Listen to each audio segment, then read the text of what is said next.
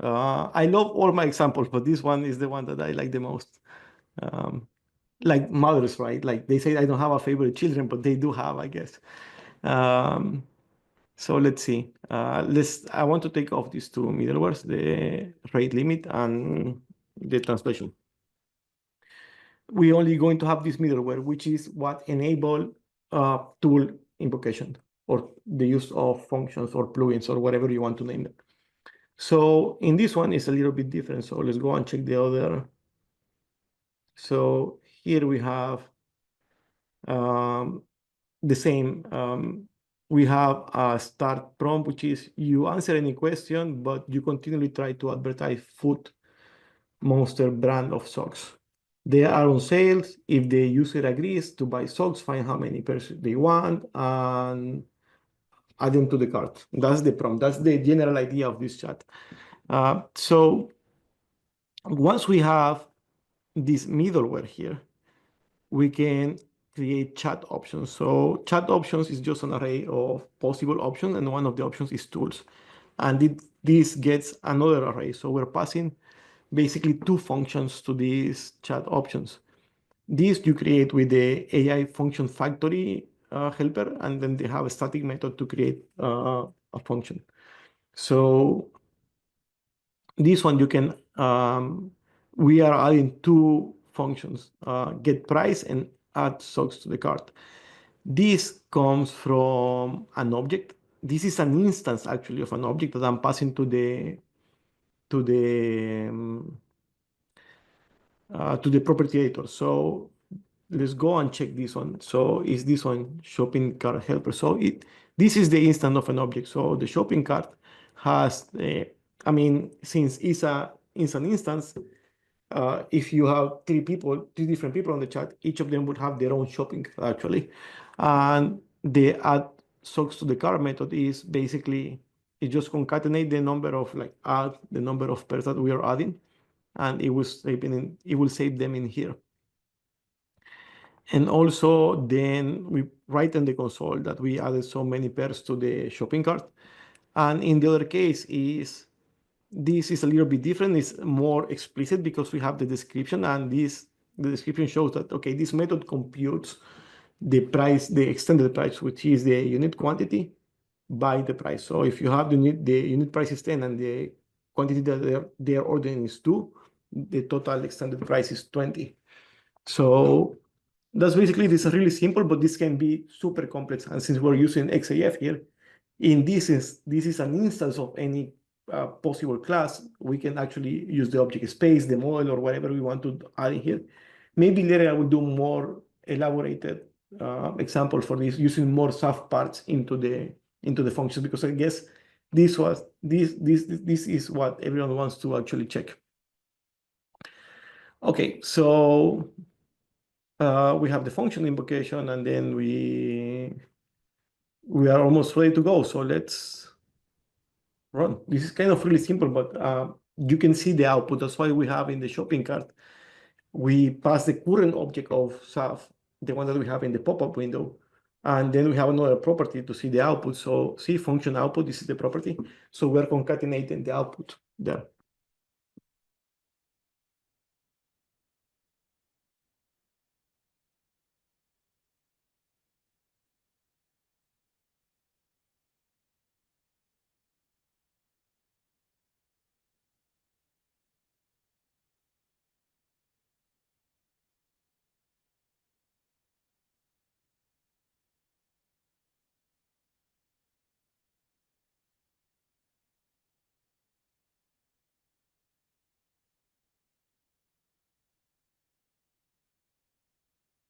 And of course, now that I'm going to show the nicest one is taking forever because the demo effect. Okay. And well, I don't want to set the breakpoint because it will break kind of the functionality in the UI. I mean, it's better that you see it really fluent working. So let's do this one. Since this is a general chat, you can ask any question like, what is C#? But the main goal of this AI is to sell me socks. So I will say like, this is C# and do you want to buy some socks or something like that? Yeah, this is C Sharp. And by the way, while you were exploring programming languages, have checked out Food Monster brand of socks. They are currently on sale. You can grab a pair. See, they are doing the sales pitch. So yes, I want to buy a pair of socks. How much is for one pair? Then you will see that it will compute. See, it compute that the price is 10, and it will tell me here like, okay, it's 10. How many should I add to your car? I want to add 10 pairs. So that will be $100. And you will see how it's computed because we're concatenating the output in here in the UI. So calculating the price from 2 pairs is 100, add 10 pairs added to the shopping cart, and the total is 100.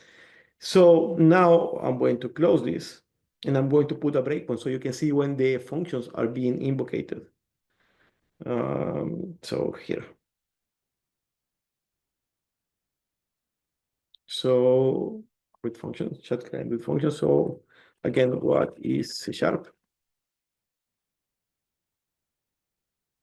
And okay, starting to send me socks again. So yes, I want to buy 2 pairs of socks, but I want to know the price first. So we send this. And see, now it's invoking the instance. Now it's invoking the get price. It's calculating the price. See, we have it on the output, and then we have the answer here. Okay, please add them to my shopping cart. And now it's invoking the other one. So imagine that this is a XAF function with an object space there. You can create the details of the invoice and just put it there already for them to check out. So here we have the output of the calculation of the tools. And as you can see, there are many use cases to do with the Microsoft AI extension. And just before we go, because this was the last example, and I guess people is running right now, is Thanksgiving after all. I just wanted to show you something on the here. So what you need to understand is that these are the Microsoft AI extensions are base types. So for Net9, you have the base types of abstractions on one side, which are really common and simple. Most of them are just messages, chat history, chat completion, and embedding generator. And as you can see, there are not so many settings there. In the opposite case, if you want to use semantic kernel, and I was looking for the picture here. So if you want to use semantic kernel, you have a more opinionated framework with way more functionality. So in semantic kernel, everything can be more detailed. There are more detailed options, and the infrastructure that it exists at this moment is way bigger because there are more connectors for semantic kernel. There are more plugins for semantic kernel than for Microsoft AI extension. So they kind of both help or serve the same purpose. But one, you need to assume that are the base type from the .NET framework, which are the AI extensions. And the other one will be an implementation on top of that, which is semantic kernel, which is a framework for interacting with AI or large language models. So you can imagine that semantic framework is something like a technology inside of .NET, like entity framework is like WCF was for .NET framework, and so on and so forth. So I just want you to take that idea because it's been really confusing for everyone and even for me on distinguish what is the difference between semantic kernel and Microsoft AI extensions. And well, that is everything for today. Thanks everyone for joining. It was an amazing demonstration. I'm really excited about this. Check out the examples you can download from my GitHub repository. I put the link there in the chat. And happy Thanksgiving for everyone. Enjoy your weekend if you have a long weekend, and if not, try to escape early from work today. So see you everyone on December, and thanks for joining to the SAF Community Stand-Up of November. And see you.